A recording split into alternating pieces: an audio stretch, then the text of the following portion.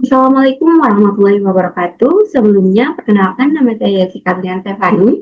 Di sini saya sebagai konsultan manajemen mutu akan mempresentasikan kepada kalian semua mengenai transformasi manajemen mutu yang ada di perusahaan PT Maju Jaya Manufacturing. Nah, di sini yang pertama kita akan membahas dulu mengenai latar belakang dari perusahaan ini. PT Maju Jaya Manufacturing ini adalah perusahaan yang bergerak di bidang komponen otomotif yang sudah memiliki sertifikat ISO 9001 selama 5 tahun.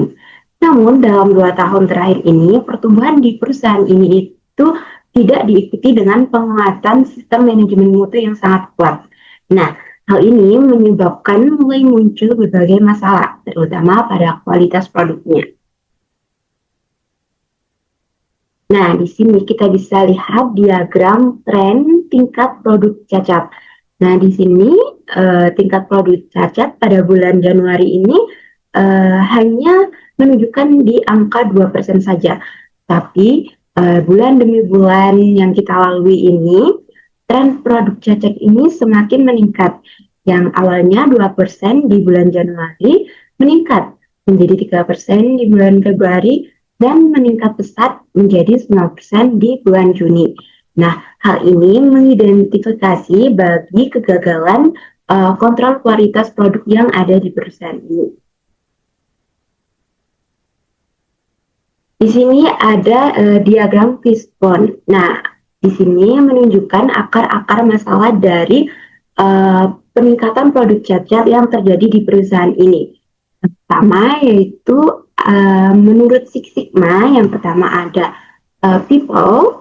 Nah, di sini ditunjukkan oleh tekanan supervisor untuk meluruskan produk-produk yang cacat. Nah, yang kedua yaitu rendahnya kompetensi dan pelatihan karyawan. Dan budaya ini itu selalu diabaikan dan menimbulkan kesalahan. Yang kedua yaitu ada metode. Nah, ini ada beberapa masalah. Yang pertama ada manipulasi data inspeksi agar memenuhi standar. Yang kedua itu ada laporan audit yang tidak transparan. Dan selanjutnya itu ada komunikasi antar departemen yang sangat-sangat buruk. Nah, yang ketiga yaitu materials. Di sini ada pemilihan supplier harga yang murah. Nah, itu tidak mengontrol kualitas dari supplier ini. Nah, yang kedua, banyaknya bahan baku yang tidak memenuhi standar tadi. Yang ketiga, ada tidak adanya evaluasi supplier secara berkala. Nah, yang keempat, di sini itu ada mesin. Nah, mesin ini akar masalahnya itu ada bervariasi.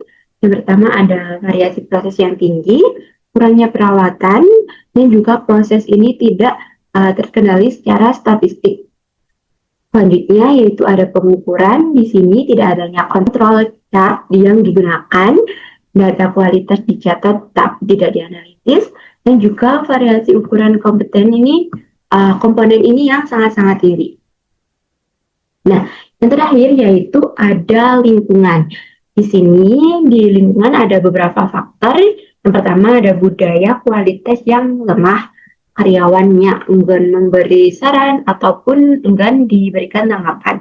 Dan yang selanjutnya yaitu tekanan pertumbuhan yang sangat pesat tanpa penguatan dari sistem-sistem yang terkontrol. Nah, hal ini itu menjadi masalah atau menjadi penyebab penurunan kualitas dan peningkatan cacat pada produk. Nah, selanjutnya kita bisa mengelompokkan masalah-masalah menjadi beberapa kelompok. Yang pertama yaitu ada budaya. Nah, budaya ini budaya kualitas di perusahaan itu masih tergolong sangat-sangat lemah. Nah, kualitasnya itu masih dianggap sebagai tanggung jawab bagian quality control saja, bukan tanggung jawab bersama. Ditambah lagi komunikasi antar departemen ini yang kurang berjalan dengan baik. Nah, sehingga muncul kurangnya kerjasama antara satu departemen dengan departemen lain. Nah, dan masing-masing bagian ini hanya fokus pada, uh, targetnya sendiri. Nah, yang terakhir yaitu ada kesenjangan. Nah, di sini ada beberapa faktor. Yang pertama ada budaya. Nah, budaya ini masih tergolong sangat-sangat lemah. Nah, kualitasnya itu masih dianggap sebagai tanggung jawab bagian quality control saja, bukan tanggung jawab bersama. Ditambah lagi komunikasi antar departemen ini yang kurang berjalan dengan baik. Nah, dan masing-masing bagian ini hanya fokus pada Yang kedua yaitu ada sumber daya manusia.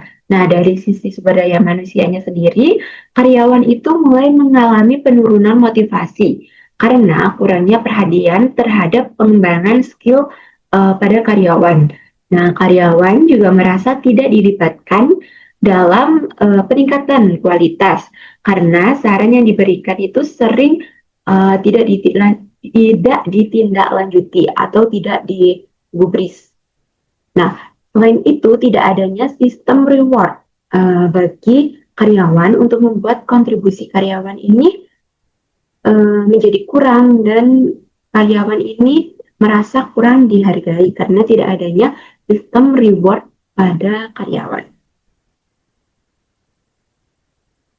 Nah, selanjutnya yaitu ada etika. Di dalam etika ini ditemukan adanya pelanggaran etika seperti memanipulasi data inspeksi agar terlihat sesuai dengan standarnya tadi. Nah, selain itu ada tekanan dari supervisor juga kepada operator untuk tetap meloloskan produk-produk yang sudah cacat.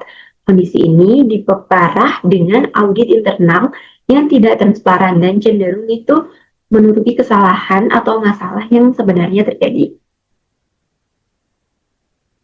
Selanjutnya, yang keempat atau yang terakhir itu ada sistem. Nah, sistem manajemen mutu ini di perusahaan ini saat ini cenderung hanya sebatas formalitas saja. Belum ada penggunaan alat statistik seperti control chart untuk memantau proses-proses yang ada. Dan data kualitas yang dikumpulkan itu juga hanya disimpan tanpa dianalisis lebih lanjut. Selain itu, dari sisi manajemen itu juga belum ada dukungan yang cukup berupa penyediaan sumber daya dan pelatihan bagi karyawannya itu sendiri. Nah, di sini saya sebagai konsultan manajemen mutu menyarankan agar menggunakan strategi perbaikan. Di sini strategi perbaikan yang akan saya sarankan itu menggunakan pendekatan di MIIC atau di MAIC, yaitu metode dalam Six Sigma untuk memperbaiki proses secara sistematis melalui 5 tahap. Itu yang pertama ada define, yang kedua ada measure, yang ketiga ada analysis, yang keempat ada improve, dan yang terakhir itu ada control, agar kualitas itu dapat meningkatkan secara berkelanjutan.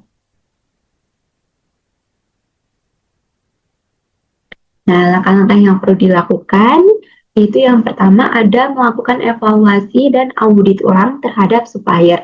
Nah, perusahaan ini perlu melakukan evaluasi dan audit ulang terhadap supplier secara berkala. Tidak hanya dari segi harga, tetapi juga dari segi kualitas, konsistensi, dan juga ketepatan pengiriman. Dengan adanya audit ini, perusahaan ini bisa memastikan bahwa bahan baku yang digunakan itu sudah sesuai standar atau belum, dan mengurangi risiko cacat sejak dari awal proses.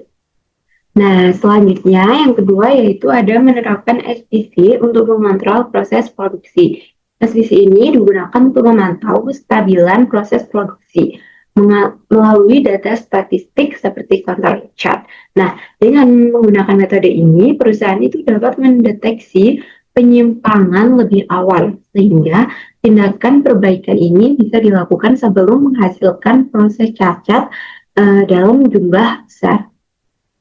Yang ketiga yaitu mengembangkan sistem pelaporan kualitas berbasis digital agar lebih transparan. Pengembangan sistem pelaporan kualitas berbasis digital ini bertujuan untuk meningkatkan akurasi dan transparansi data. Nah, sistem ini juga memungkinkan pencatatan dan pemantauan data secara real time, sehingga mengurangi kemungkinan manipulasi data serta mempermudah proses evaluasi dan pengambilan keputusan. Nah, yang terakhir yaitu memberikan pelatihan terkait kesadaran mutu kepada seluruh karyawan. Nah, perusahaan ini perlu memberikan pelatihan secara rutin kepada karyawan mengenai pentingnya kualitas dan juga standar kerja yang benar. Dengan adanya pelatihan ini, karyawan diharapkan lebih memahami perannya dalam jaga kualitas serta lebih aktif berkontribusi dalam perbaikan yang berkelanjutan. Nah, yang selanjutnya saya bisa menyimpulkan dan memberikan rekomendasi kepada perusahaan ini. Perbaikan di PT Maju Jaya ini membutuhkan komitmen penuh dari top manajemen. Nah, perusahaan perlu mengubah mindset dari yang sebelumnya itu fokus pada kecepatan menjadi lebih mengutamakan kualitas dengan perbaikan pada sistem, integritas data, dan pemeliharaan supplier. Diharapkan tingkat cacat ini bisa kembali ditekan hingga 2% atau tidak adanya produk-produk yang catat lagi dan kepercayaan pelanggan ini tetap terjaga. Nah, sekian yang dapat saya sampaikan. Jika ada kurang lebihnya, saya mohon maaf. Saya akhiri dulu. Wassalamualaikum warahmatullahi wabarakatuh.